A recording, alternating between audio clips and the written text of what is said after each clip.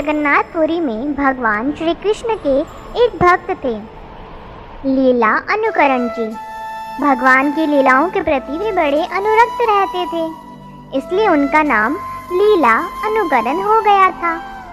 बाल्यकाल की अवस्था की बात है, इनके शहर में लीला मंचन के लिए रामलीला की एक मंडली आई थी। रामलीला मंडली के द्वारा बड़ा ही अच्छा रामलीला का मंचन किया जा रहा था। रामलीला के मंचन में जब दशरथ जी महाराज राम के वियोग में मरने लगे, राम राम राम कहते उनके प्राण निकलने लगे, उस दृश्य को देखकर ये बाल्यकाल अवस्था में बड़े भाव विभोर हो गए। इन्होंने सोचा, लगता है राम से इतना प्रेम करने पर राम की प्राप्ति हो जाती है, तो मैं अवश्य ही भगवान की लीलाओं का अनुकरण करूँगा। और वह भी उस रामलीला मंडली में सम्मिलित हो गए। अब जहाँ जहाँ भगवान की रासलीला होती, रामलीला होती, यह भी बड़े भाव से उसमें भाग लेते। एक बार भागवत के किसी प्रसंग पर कोई लीला हो रही थी। उस लीला में इन्हें नरसिंह का अभिनय करना था। इन्हें भगवान नरसिंह बनाया गया और दृश्य के अनुरूप इन्हें नरसिंह बनाकर भक्त प्रहलाद की रक्षा करनी थी और राक्षस हिरण्याकश्यप का वध करना था। अब जैसे ही पर्दा खुला, भक्त प्रहलाद ने पुकार की, हे भगवान, आप इस खंबे से प्रकट होकर मेरी रक्षा कीजिए, मेरे पिताजी को ज्ञान दीजिए, आप सर्वत्र व्यापक हैं। जब प्रहलाद इस प्रकार रोते हुए पुकारने लगे, तब लीला अनुकरण जी, जो अभिनव स्वरूप नरसिंह बने हुए थे, वह खंबे से प्रकट हो गए। उन्होंने सर्वप्रथम प्रहलाद जी को देखकर उन्हें अपने हृदय से लगा लिया। लोग तालियां बजा रहे थे, बड़ा मनोहर दृश्य था। बहुत देर तक भक्त लीला अनुकरण जी ने प्रहलाद को छोड़ा ही नहीं। तब प्रहलाद जी कहने लगे, अरे यहाँ मंचन चल रहा है, बहुत लोग हमें देख रहे हैं, आपको जो अभिनय मिला है उसे पूर्ण कीजिए। अब छोटे बालक प्रहलाद की बात सुनकर वह पुनः अपने अभिनय में लौट आए। अभिनय में उन्होंने हिरण्याकश्यप के पास जाकर उसे अपनी गोदी में लिटा दिया और बड़े क्रोध में भरकर उनके पेट को अपने नाखूनों से फाड़ दिया। करना तो अभिनय था, पर यह हकीकत में घटित हो गया। सारी सभा के लोग हैरान हो गए कि यह क्या हुआ। इस भक्त ने तो इस हिरण्याकश्यप बने अभिनयकारी का वध कर दिया है। अब बहुत से लोग इन्हें मारने के लिए दौड़े, पर क्या हो सकता था, वह तो घर आ गए थे, कुछ समझ नहीं पाए। उन्हें ऐसा प्रतीत हुआ कि इन्होंने भगवान के भक्त को कष्ट पहुंचाया है, इसलिए क्रोधित होकर हिरण्याकश्यप बने अभिनयकारी का वध कर दिया। सारी सभा में हाहाकार होने लगा। सब कहने लगे, यह कैसा कलाकार है, इसने तो एक हत्या कर दी है। भक्त जी के खिलाफ अभियोग चलाया गया। अब कुछ लोग उनके पक्ष में थे तो कुछ लोग इनके विपक्ष में। अब जैसे तैसे बात कानून तक पहुंची। अदालत में सभी लोग इकट्ठे हुए। सबने कहा, यह बड़े सीधे साधे हैं, यह भाव आवेश में बह जाते हैं। भगवान के प्रति इनकी निष्ठा सच्ची है, इन्हें माफ कर दिया जाए। अब सबको पता था, यह तो भगत इंसान है, जीवन में किसी चीज की इन्हें आवश्यकता ही नहीं। अगर जेल में बंद करें तब भी प्रसन्न रहेंगे, अगर उन्हें छोड़ दिया जाएगा तब भी यह प्रसन्न रहेंगे। यही तो संतों की निशानी होती है। ऐसा सोचकर उन्हें आज़ाद छोड़ दिया गया। समय बीतता गया, पर कहते हैं ना, जिनके मन में बदला लेने की भावना जागृत हो जाती है तो वह समाप्ति नहीं होती। अब कुछ ईर्ष्यालु लोग सोचने लगे, इन्होंने एक हत्या की है, उसके उपरांत भी यह आज़ादी से घूम रहे हैं, हम इन्हें सबक सिखाएंगे। इन्होंने हमारे परिवार के सदस्य को मारा है, हम इनसे बदला अवश्य लेंगे। अब वक्त चलता गया। एक बार किसी स्थान पर पुनः रामलीला का मंचन किया गया। अब ईर्ष्यालु लोग सोचने लगे, हमने सुना है यह भगवान के बड़े भक्त हैं और उनकी लीला करते करते यह उस लीला में इतना खो जाते हैं, इन्हें सुध बुध ही नहीं रहती। जिस प्रकार ये नरसिंह बने तो उन्होंने हिरण्यकश्यप बने कलाकार को ही मार दिया। अब हम इन्हें दशरथ बनाते हैं और देखते हैं जब भगवान इन्हें छोड़कर जाएंगे तो दशरथ बनकर इनकी हालत क्या होती है। ऐसा सोचकर इन्हें दशरथ बनाया गया।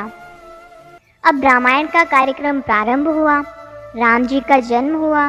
राम जी पढ़ने के लिए आश्रम में गुरु वशिष्ठ के पास गए। विश्वामित्र जी राम जी को लेने आए। सीता का स्वयंवर हुआ। राम जी की विवाह के पश्चात राम जी पुनः अयोध्या में लौट आए। तभी एक दिन अचानक दशरथ जी ने विचार किया, राम को राज्य दे दिया जाए। ऐसा सोचकर उन्होंने सबसे मंत्रणा की, पर कैकेयी रुष्ट हो गई। कैकेयी दशरथ जी के पास आकर कहने लगी, मेरे पुत्र भरत को राज दीजिए और राम को वनवास दीजिए। अब लीला अनुकरण जी जो दशरथ के रूप में अभिनय कर रहे थे वह बड़े दुखित हो गए। वह कहने लगे, ऐसा नहीं हो सकता, राम मेरा बड़ा पुत्र है, उसे ही राज्य मिलेगा। पर कैकेयी मानी नहीं और राम जी को वनवास मिला। अब लीला अनुकरण जी बड़े दुखित हो राम लक्ष्मण सीता को वन में जाने की आज्ञा दे रहे थे। राम जी जाने को तैयार हुए, तभी अयोध्या के मंत्री श्री सुमंत जी श्री राम लक्ष्मण और सीता जी को वन की ओर लेकर जाने लगे। पर जब पुनः लौट कर आए तब देखते हैं कि दशरथ महाराज पलंग पर मूर्छित पड़े हैं। अब वह दशरथ महाराज तो भक्त लीला अनुकरण जी थे। वह भगवान राम को याद कर बड़े तड़पने लगे। सुमंत जी उनके पास आए। सारी सभा यह दृश्य देख रही थी। उन्होंने कभी इतना सुंदर और मनोहर दृश्य नहीं देखा था, बल्कि इतना भी अच्छा अभिनय कोई कलाकार कर सकता था। लोगों के लिए यह अभिनय था, पर भक्त लीला अनुकरण जी के लिए तो यह सच्ची विरह वेदना थी, राम के वियोग की। अब वह रोते हुए सुमंत से कहने लगे, सुमंत, राम को नहीं लेकर आए, लक्ष्मण को नहीं लाए, मेरी पुत्र वधू को लेकर आ जाते, मेरे प्राण बच जाते। और इस प्रकार सुमंत और नज़दीक आए। पर जैसे ही सुमंत नज़दीक आकर भक्त जी के शरीर पर हाथ लगाने लगे, तभी उनके शरीर में बड़ा झटका लगा। सुमंत बने कलाकार को यह अनुभूत हुआ, यह कोई साधारण कलाकार नहीं है, अवश्य ही कोई दिव्य आत्मा है। अब लीला अनुकरण जी पलंग से उठकर मूर्छित हो जमीन पर गिरने लगे और जैसे ही जमीन पर गिरे तो जो लोग रामलीला देखने आए थे वह बहुत जोर से तालियां बजाने लगे। क्या तो सुंदर अभिनय किया जा रहा है। कई लोग भक्त जी का अभिनय देखकर रोने लगे, पर वह अभिनय नहीं था, वह तो विरह की वेदना थी।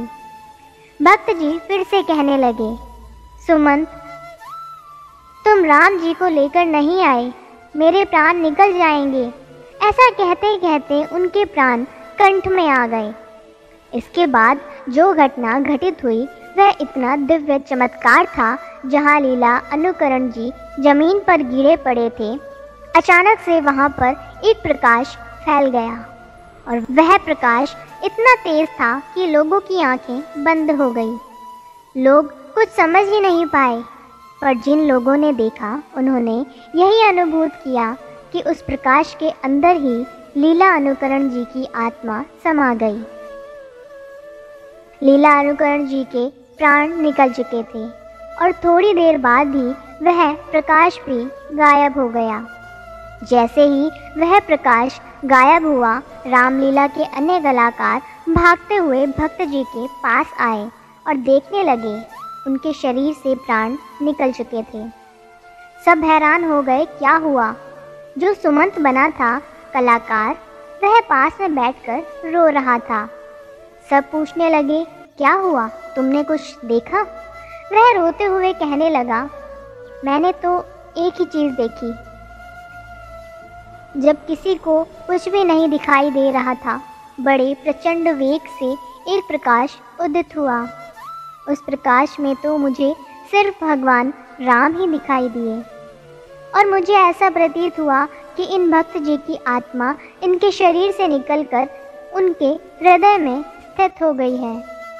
इसके बाद मैं कुछ भी नहीं देख सका। सब लोग बड़ा विस्मय करने लगे कि कितने पुण्यशील भक्त थे जिनकी आत्मा को परमात्मा ने अपने हृदय में निवास किया है। सबने मिलकर उन भक्त की जय जयकार की। सब हैरान हो गए। अगर भक्ति सच्ची हो तो परमात्मा प्रकट हो सकते हैं। जिन लोगों ने ईर्ष्यावश इन्हें दशरथ बनाया था, अब उनके मन में भी पश्चाताप होने लगा। वह सोचने लगे, हमें पता नहीं था कि इनकी भक्ति इतनी सच्ची है। पर जो भगवान के भक्त होते हैं ना, उनकी कितनी भी परीक्षा ली जाए, वह हरदम परमात्मा की कृपा से ही पास हो जाते हैं।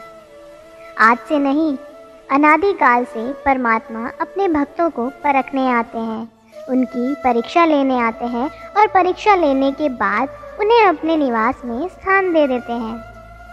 यही परमात्मा की अद्भुत कृपा है। तो देखिए कितने पुण्यशील भक्त थे श्री लीला अनुकरण जी, जो भगवान की लीलाओं का श्रवण करके, भगवान की लीलाओं का अनुसरण करके उनके ही पावन धाम में समा गए। ऐसे भक्त और भगवान के पावन प्रसंग का श्रवण कर हम उन्हें बारंबार प्रणाम करते हैं। जय श्री राम। फिर मिलेंगे दोस्तों एक नई कहानी के साथ। तब तक के लिए हंसते रहें, मुस्कुराते रहें, अपना ख्याल रखें और इसी तरह हमारे साथ जुड़े रहें। धन्यवाद। अगर आपको ये कहानी अच्छी लगी और इससे कुछ सीख मिली तो चैनल को सब्सक्राइब ज़रूर करें। आपका एक सब्सक्राइब हमें इसी तरह से नई नई कहानियाँ आपके लिए लाने के लिए प्रेरित करता है।